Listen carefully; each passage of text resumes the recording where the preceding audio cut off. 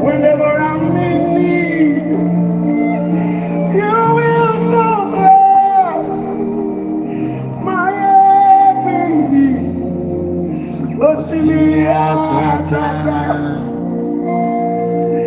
Whenever I'm broken, you heal me. Almighty Lord,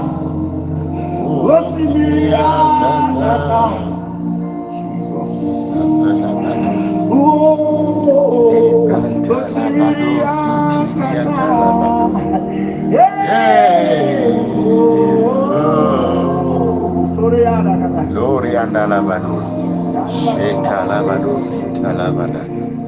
Oh, shata la bados, kelia balagala. Oh, sinia tata. Le brata la bados, hiya la kene ni le bedos tena.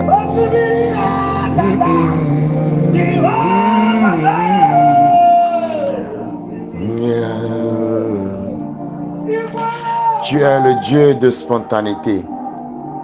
À chaque fois que nous t'appelons, tu écoutes et tu réagis instantanément. Tu es toujours présent. Tu agis avec assurance et ferveur. Et tu es toujours fidèle, tu es toujours présent, tu ne manques point à aucun appel. Tu es le fidèle, le sommet, le suprême. Oui, à qui irons-nous? Car tu as toutes les vérités. Tu as la parole de vie. Tu es notre vie. Tu es notre assurance. Tu es notre forteresse. À qui irons-nous? Qui pourra, comme toi, faire de nous ce que nous sommes? Qui pourra manifester sa volonté à part la tienne? Qui? Personne, Seigneur. Alors ce matin, humblement dans notre néant, dans notre rien, dans notre vide, nous voulons renouveler encore, comme chaque matin, notre appartenance à ta miséricorde, à ton amour, notre dévotion, notre adoration entière, complète, sans équivoque, sans une seule réserve.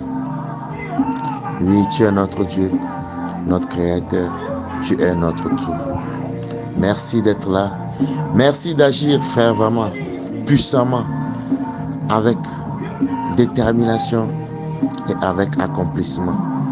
Oui, merci de tout accomplir pour l'amour de toi. Merci Seigneur. Ce matin, nous nous effaçons afin que le Saint-Esprit, le divin, le consolateur, vienne prendre place, qu'il dirige cette méditation. Oui, qu'elle nous instruise, qu'elle nous transforme, qu'elle change nos vies, qu'elle nous révèle tous les secrets cachés en toi, pour la gloire de ton nom. Dans le nom du Père, du Fils et du Saint-Esprit. Amen. Shalom, bien-aimés dans le Seigneur. Nous sommes votre bien-aimé, votre serviteur Espoir, en collaboration avec la sœur Natacha, pour la méditation et le partage de ce jour. Aujourd'hui, notre méditation porte sur la première épître de Saint Paul apôtre aux Thessaloniciens. Nous sommes dans le second chapitre de Saint Paul apôtre aux Thessaloniciens. Paul, ici, se faisant sous la révélation du Saint-Esprit, Père de cette nation, et allant même se comparer à une mère qui s'entretient ou qui entretient ses enfants.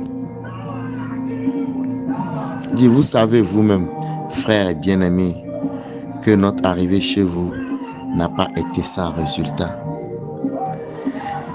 En ce qui concerne le travail de Paul et de ses confrères dans l'annonciation de l'évangile, partout et dans toutes les contrées où ils allaient, le travail n'était jamais vain, car le travail portait toujours des fruits. Le travail résultait toujours sur le salut des âmes. Oui, après toutes les souffrances des Philippines, en passant par toutes les contrées de la Colosse, oui, Saint Paul vient aujourd'hui en Thessalonique, où l'évangile de Dieu a été annoncé au milieu de bien de combats. Et l'évangile de Dieu était une prédication qui reposait sur la révélation de Dieu et sur la vérité, la parole de Dieu. Non selon le bon plaisir des hommes, non selon quoi que ce soit. Non pas pour plaire à une volonté quelconque, sinon pour faire la volonté de Dieu.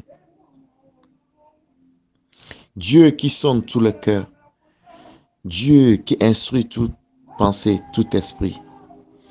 Aujourd'hui, Paul n'est plus là, les apôtres ne sont plus. Mais toi et moi, bien-aimés dans le Seigneur, nous sommes là dans Bible Unité Vie Gagnée. Pas que pour agir et transformer Bible Unité Vie Gagnée, mais pour agir et transformer dans chacune des sociétés dans lesquelles nous nous trouvons. Parlant ainsi aux païens, avec toutes les difficultés possibles, oui, nous devons tenir. Nous devons rester focus dans la vision, dans le ministère.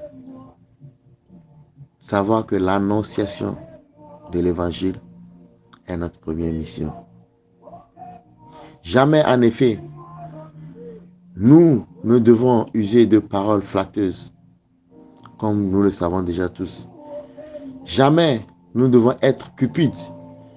Jamais nous ne devons avoir des intérêts particuliers. Bien-aimés dans le Seigneur, il est très important de chercher en toutes circonstances et en tout lieu la gloire qui vient de Dieu que celle qui vient des hommes. Et nous devons chercher la gloire de Dieu pour Dieu, pas pour nous. Ni des hommes, ni de qui que ce soit, ni pour quelque raison que ce soit. Nous, en tant qu'aujourd'hui appelés à annoncer cette parole, nous devons être pleins de douceur au milieu de toute personne ou de toute nation où nous allions. Plus que même, plein de douceur, plus qu'une ruse, comme Paul le disait. Il dit par ces mots, dans le 7e verset, que nous avons été pleins de douceur au milieu de vous, de même qu'une nourrice prend un tendre soin de ses enfants. Nous aurions voulu, dans notre vive affection, pour vous, non seulement vous donner l'évangile de Dieu, mais encore nos propres vies, tant vous nous étiez devenus chers. Bien-aimé dans le Seigneur, jusqu'où vas-tu? Jusqu'où es-tu prêt à donner en sacrifice, à faire des sacrifices pour l'évangile, pour le salut des âmes rachetées? Jusqu'où penses-tu être prêt à pouvoir aller? La question t'est posée, la question nous est posée. À chacun selon son cœur répondra. Nous devons toujours, quoi qu'il en soit, tenir ferme et nous exhorter les uns les autres, nous consoler et marcher d'une manière digne de Dieu, à ce que notre vie soit un témoignage, soit un exemple dans le royaume de Dieu, dans l'église de Dieu, pour la gloire de Dieu.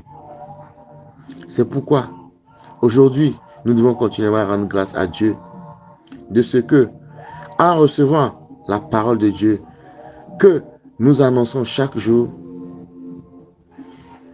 beaucoup d'oreilles l'ont entendu et que beaucoup de cœurs l'ont reçu et qui sont revenus à la lumière du Christ par notre annonciation. C'est ce qui donne la joie dans le ciel. C'est ce qui donne la fête dans le ciel. Car Paul dit, car vous frères, vous êtes devenus des imitateurs de l'Église et de Dieu qui sont en Jésus-Christ. Dans la Judée, parce que vous aussi, vous avez souffert de la part de vos propres compatriotes les mêmes maux qu'elles ont souffert de la part des Juifs. Ce sont des Juifs qui ont fait mourir le Seigneur Jésus-Christ et les prophètes, qui nous ont persécutés, qui ne plaisent point à Dieu et qui sont ennemis de tous les hommes, nous empêchant de parler aux païens pour qu'ils soient sauvés, en sorte qu'ils ne cessent de mettre le comble à leurs péchés. Mais la colère a fini par les atteindre. Pour nous, frères, après avoir été quelque temps séparés de vous, de corps mais non du cœur, nous avons eu autant plus ardemment le vif désir de vous voir. Aussi voulions-nous aller vers vous, du moins moi, Paul, une et même 2 fois, mais Satan nous en a empêchés. Qui est en effet notre espérance ou notre joie ou notre couronne de gloire? N'est-ce pas vous, aussi devant notre Seigneur Jésus-Christ, lors de son avènement? Oui, vous êtes notre gloire et notre joie. Bien-aimé dans le Seigneur, quelle est ta joie, quelle est ta gloire dans le Seigneur? Je vais juste te dire en un petit mot, le salut des âmes. Chaque âme gagnée pour le Seigneur Jésus fait de toi, ajoute une couronne à la gloire de Dieu et ajoute une couronne à ta gloire. Ajoute la joie dans le ciel et la joie à inonder dans ton cœur et ça t'ouvre des portes de bénédiction. Je voudrais dire qu'il est très important la vie des âmes, le salut des âmes, surtout celle des païens. Bien-aimés dans le Seigneur, à toi et à moi, cette mission est destinée. Nous devons œuvrer chaque jour, chaque instant, chaque moment, en priant et en tenant ferme dans la condition de nos vies, en tout honneur, en toute justice, en toute fidélité pour la parole et l'évangile. Que cela soit ton partage, que cela soit notre partage, afin que chaque parole que tu déclares selon l'évangile du Christ soit perçue, soit une épée transperçante qui transforme des vies, qui corrige, qui bâtit, qui restaure, qui guérit et qui élève pour la gloire de son nom. Dans le nom du Père, dans le nom du Fils, dans le nom du Saint-Esprit. Amen. Papa, nous voulons te dire merci pour cette parole annoncée. Pendant qu'elle sort, Seigneur, oh, qu'elle porte des fruits. Qu'elle porte des fruits, qu'elle transforme, qu'elle change et qu'elle fasse de nous de nouvelles créatures pour la gloire de ton nom. Dans le nom puissant de Jésus, nous avons prié, nous avons reçu. Merci parce que tu l'as fait au-delà de nos attentes. Partout où nous avons manqué, que le Saint-Esprit, par des mugissements, par des murmures, par des flots, par des inspirations, parle pour nous et parle en notre faveur pour la gloire de ton nom. Afin que chacune qui écoute cette parole soit restaurée et qui sache que le Seigneur Jésus-Christ est toujours là éternellement et fidèle pour la gloire éternelle. Amen. Amen. Amen.